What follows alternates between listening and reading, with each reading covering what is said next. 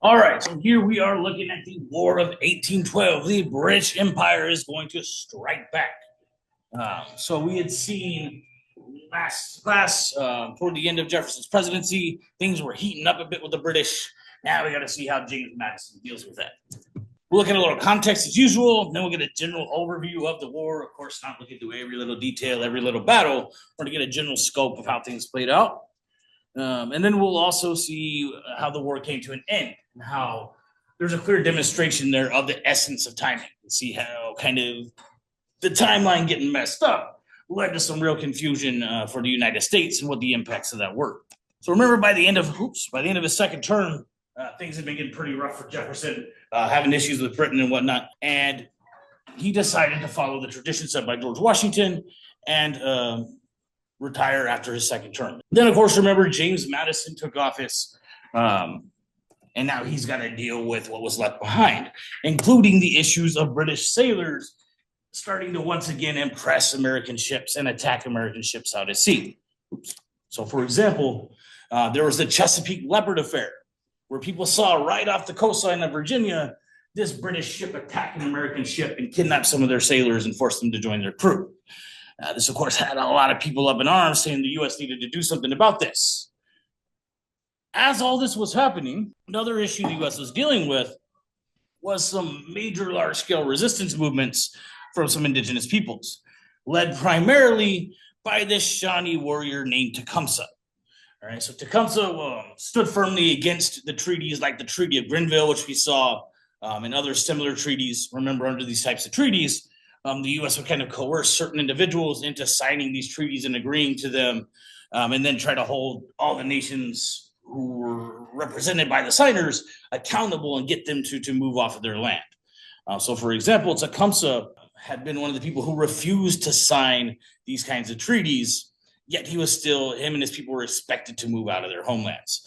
And he put up a fierce resistance to this. Okay? He started calling for this idea we'd seen before of pan-Indianism, having all Native Americans come together with a common experience of being indigenous peoples who are subject to colonialism and its impacts. Okay, this all got further complicated by his brother Tenskwatawa. Tenskwatawa was a bit of a heavy drinker, and one day Tenskwatawa had a good bit to drink, and he passed out. All right, to the point where people were kind of slapping him in the face, trying to get him to respond, and he's just laying there doing nothing. They assumed, shit, he drank himself to death. So they kind of laid him out and they said, we'll bury him in the morning. Well, when the morning rolled around, he kind of cracked his eyes open and was like, guys, I need water. Give me a Gatorade. So they took care of him. They kind of got him up and going. Of course, they didn't have Gatorade, but they got him up and going. And he said, while I was out, guys, I had this very meaningful vision. Right? And he started to tell people about this great vision he had. He said, Tecumseh, I understand how we can successfully resist U.S. expansion. We need to return to our traditional ways of life, okay? We need to get all the people together like you have been and encourage them all as much as possible to return to our traditional ways of life and to break our dependence on Euro-American culture, all right? So we need to give up things like drinking. Of course, anybody in that state is going to say, I'm never going to drink again. We'll see. But he said, we need to give up drinking. We need to give up their tools. We need to go back to doing things our traditional way. We need to wear our traditional types of clothing. Now, there were some kind of practicalities they realized. They said, well, we're fighting armies of people with guns, so we probably ought to hold on to guns. That's kind of practical. But for the most part, as much as possible, let's return to our traditional way of life. So we had this warrior and this prophet working together to rile up indigenous peoples as much as possible against U.S. expansion. And they established a central base at a town called Prophetstown in Indiana. This is where they could kind of get indigenous nations from all over to come and hear their message, and they could incite them and get them on board with their resistance. Also, as all this is happening, remember, there's not just calls for war coming from common people who are upset about things like the Chesapeake Leopard affair. There are also the war hawks in Congress. Remember, these are the congressmen and senators, primarily from the South, who were calling on the U.S. to do something about this British oppressment, saying we need to go to war. This was primarily led by senators like John C. Calhoun and Henry Clay. So, considering the trouble with the British, the trouble with the indigenous peoples, and all the pressure to go to war, James Madison said, well, I kind of got to do what I got to do here, or I'm going to have some problems. And he decided that he would declare war on Britain. Okay. He asked Congress to declare war on Britain. That's kind of really the way you're supposed to do things. The president's supposed to ask Congress to declare war. I know now the president just says, we're going to go kill some people and everybody has to go do it, whether they want to or not. But he asked Congress to declare war and they declared war on Britain. This led to the beginning of the War of 1812. Right? The U.S. would now be at a second war with its mother country, Great Britain. An early effort the U.S. took in this war was to try to invade British Canada. All right. And they launched 3 separate attacks against British Canada.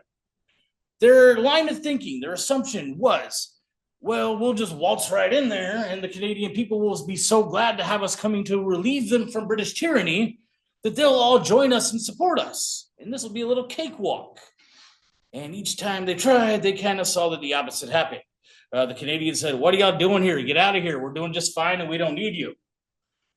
Furthermore, they struggled with having enough manpower to make these invasions have any kind of success. So we need to remember, as part of Jefferson's revolution, Jefferson had revolutionized the army by cutting down tremendously the size of the army and the navy. So there were very few army troops to send across the border here, and that had to depend pretty heavily on support from militias in these northern states. The problem was a lot of these militias would say, hey, we're here to serve our states. We're not interested in going across state lines, let alone crossing over the border into Canada. So you're on your own at this point. And they couldn't get all the states to cross over. So as a result of all these things, each of these invasions were utter failures, all right? The U.S. went in with delusions of grandeur, having a big head thinking, oh, we're just going to waltz right in and take over Canada. 3 times they failed, all right?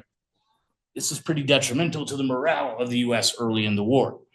One of their earliest efforts to grapple with indigenous peoples and the resistance being led by Tecumseh was at the Battle of Tippecanoe. So leading up to this battle, Tecumseh had left Prophetstown to go start heading down to the south and start riling up some indigenous peoples down there to get them on board with his resistance movement. And before he left, he told his brother, Tenskwatawa, the prophet, he said, hey, man, you're in charge. One thing I'm going to tell you not to do while I'm gone, don't go starting any fights, okay?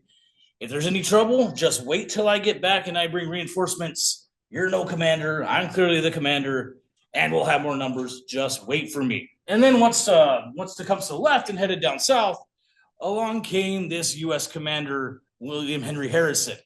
And he showed up near Prophetstown, and he actually was planning to wait for Tecumseh to return. But Tenskwatawa was getting a little bit hot-headed, and he told all the people around him, hey, we don't need to wait for Tecumseh. We can handle this ourselves. Let's go get him, boys. And he led a charge on William Henry Harrison, and they had a little battle. And it was very clear that he should have taken Tecumseh's advice and waited, all right? The people there at Prophetstown were no match for this well-trained army, and they were greatly overwhelmed and forced to retreat. And once they retreated, William Henry Harrison went down to Prophetstown and started burning it to the ground, okay? Destroying the base of operations for this pan-Indian movement. So this was a major loss for Tecumseh's forces, okay? They've lost their base of operations, essentially, and they've lost some guys in this battle. So he's thinking, I'm going to need a little more support if I'm going to have a chance at having any victories. So he kind of did what he thought was the practical thing and turned to the common enemy of the U.S., which was Great Britain, all right? He said, look, you guys have trouble with the U.S. We have trouble with the U.S. Let's help each other out in certain ways. Now, the British, as we know, had kind of had a history of trying to encourage indigenous peoples to go attack the U.S., but now they're making a solid allegiance here, okay? They're offering things like guns and military support to some of Tecumseh's people, and Tecumseh, in turn, is going through and causing as much trouble as he can for the U.S. So there's some irony, though, here. You guys had read a primary account from Tecumseh where he kind of spelled out what his cause was, right? And he very clearly had adopted, by this point, Euro-American 19th century ideas about race, right? He kind of considered himself to be a red man, which is somehow inherently different from a white man. Those are, of course, very oversimplified ways of looking at race and things like that. But his kind of cause seemed to be against fighting against the negative impacts that white men had on red men, I'm saying in quotes. And so he wanted to have an all-out war where red men united together against the white men who had been causing them all these troubles. So what's the irony there about allying with the British? What is the primary race of people in Great Britain? They're white, right? So he's kind of making a compromise there. Furthermore, we need to kind of consider the historical relation between the British and indigenous peoples. It hasn't been so pretty, right? We can think back to things like the Pequot War and King Philip's War and Bacon's Rebellion. So there's been a long history of the British being just as ugly to Native Americans. So Tecumseh's really making a compromise here, right? And it's kind of ironic. But he's kind of, I guess, doing what he considers to be a necessary evil in order to have any chance at succeeding in his plan here. Another major kind of aspect of this war against indigenous peoples during the War of 1812 was the Creek War.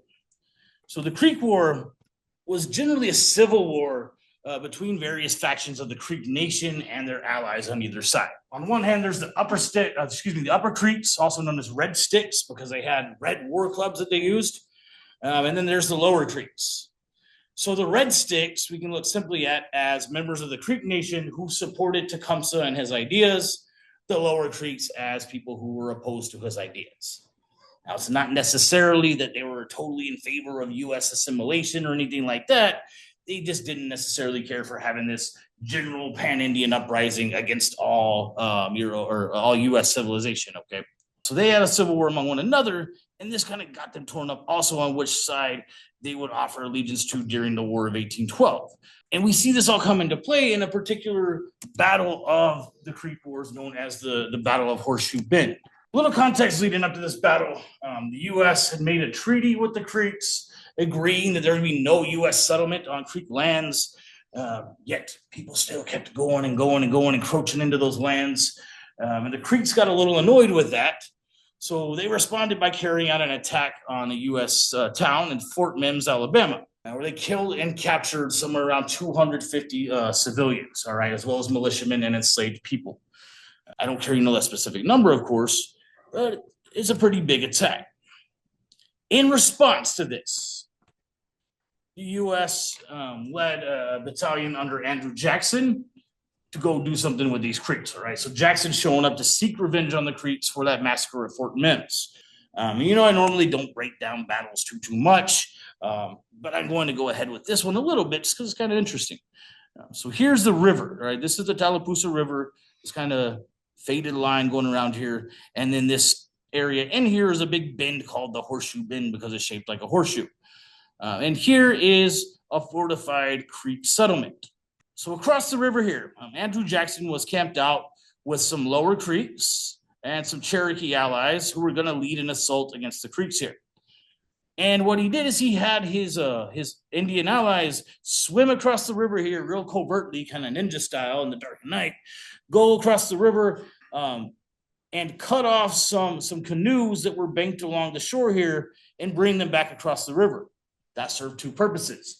On one hand, the Creeks wouldn't be, the Red Stick Creeks, I should specify, would not be able to escape across the river because their canoes had been stolen. And then secondly, they could use those canoes to lead an assault back over here. So they're kind of hanging tight with their canoes, waiting for the right time to head back across and attack. And how they would know when to attack is there was another U.S. force over on the other side here who came in and attacked by land, all right? And they really raised hell. They came in burning down some of their homes, burning down some of their buildings, and that created a big smoke signal that went flying into the air. So once Jackson and his Indian allies over here with the canoes saw that smoke, they went back across the river and they launched an assault from this other side, okay? I don't care you know all those details, but I do want us to understand, just generally they were attacked from both sides here, okay? And this was a devastating attack on the Red Stick Creeks. They were slaughtered, okay? I never carry no specific numbers, as you know, but we can see that somewhere up to 1,000 Red Stick warriors were killed. Several of them also died while trying to escape via river, and they ended up drowning. Very devastating for the Red Sticks, all right? This led to a major defeat for the Indian forces. They really kind of had a big blow here from this battle. This also, though, by contrast to the U.S., gave them a bit of a boost in morale. As I suggested, after the failed invasions of Canada, a lot of people in the US were starting to doubt their ability to have any success in this war. Well, now they're having some victories. Even if it's not necessarily against the British, they're having some kind of victories that are pretty significant. That's giving a little boost and having people think, maybe we do have a stake in this thing after all. Let's go ahead and keep going with it. All right, another major event that occurred in this war was when the British came in and burned down the capital. Right? This is basically a pretty direct response to the U.S. invading Canada multiple times. Basically, where the British were at this point is, remember, they're also at war with France, right? They got bigger fish to fry. They're trying to fight Napoleon. That's no joke. And then meanwhile, they got these pesky little Americans crossing into their territory, causing trouble consistently. So they said, you know what? Let's just go show them that they don't have a chance. Let's just suppress them real quick and get it over with. So they stormed right into the U.S. Capitol there to demonstrate their strength and to kind of really make it clear to the U.S., you don't have a chance. Give it up. All right. And they really want to just break down any morale that the U.S. had to keep them from keeping up these pesky attacks so they could focus all their resources on fighting France. And as the British soldiers arrived here in the capital, you guys read the primary source account from a soldier who participated in all of this. They went around burning all the government buildings, right? But what was the one building the guy in the account said that they kind of hesitated to burn? He really regretted having to burn. Yeah, the library, right? He didn't want to burn down all those books. He didn't want to burn those records and that history. But he had orders to burn down the whole Capitol, so they went through with burning it. Then when they got to the executive mansion, what did they find there laid out on the table? An abandoned feast, right? There's all this food laid out, like someone's going to have a big feast, and then they had to leave when the British showed up. What did they do? They say, okay, let's ignore that food and keep on burning. No, remember they sat down and they enjoyed a nice little meal. Then they got back to their burning and pillaging. I just find that hilarious. You can't make that up. But as all this was happening, the First Lady, James Madison's wife, Dolly Madison, began just kind of rounding up anything she could that she thought might be a valuable historical object and to not allow it to be burned in this fire. One thing she's very noted, that she very notably saved, is a famous painting of George Washington, okay? Making these very clear efforts here, risking her life and safety to preserve American history. Pretty fascinating. But okay, the Capitol has now been burned down. The invasions of Canada were failures. It's pretty clear to the U.S. by this point, we're no match for the British. What are we doing? Let's go talk peace. All right. So they went and met with the British at Ghent in Belgium to negotiate a peace deal. And the British said, okay, fair. You guys came to us seeking peace. We'll be easy on you, okay? We've already very well proven we could have been more victorious in this war. We burned down your capitals. If we wanted to, we could keep it going from here. But since you're very respectfully seeking peace, we'll be respectful back. Let's just call it a draw, okay? It's a stalemate. It's a tie. Neither of us won. You put up a fair fight. Very good, okay? This pretty much shows very clearly, though, that the British didn't take this very seriously, right? They're more concerned with other issues. They're out fighting Napoleon. They're just trying to tell the U.S. whatever they have to tell them to get them to stop bothering them so they can focus their resources on their bigger problems. But to the U.S., things got interpreted a little differently, all right? Problem we need to consider is they're all the way over on the other side of the world in Europe making this peace treaty. We have, at this point in time, no Twitter, no Instagram, not even text messaging. Hell, they don't even have dial-up phones. So it's going to take a good long while for a message to get back to the U.S. that the war is over. So there's going to be some American soldiers continuing to kill British soldiers over in the U.S. After this treaty was signed. Clear example of that is the Battle of New Orleans. So in the Battle of New Orleans, Andrew Jackson caught word that there were some British troops in New Orleans, and he wanted to do whatever he could to secure U.S. claims over New Orleans. So he started rounding up whoever he could get to fight. All right, he got some pirates who were pissed at the British because they were cracking down on piracy. He got some enslaved people. He got some Native Americans. He got whoever he could on board to go fight the British in New Orleans. And it was a very successful victory. All right, they crushed the British. They kind of caught them by surprise. And had somewhere around 2,000 British casualties, meaning killed, wounded, or missing. By contrast, the American army under Jackson, this kind of ragtag army, only faced up to about 200 casualties, all right? That's a major victory for them. Problem again, though, is how fast news travels depending on where it's coming from. News is going to travel a lot faster about this battle because it's happening right here in North America. So people hear about this victory in New Orleans long before they hear about the war being over.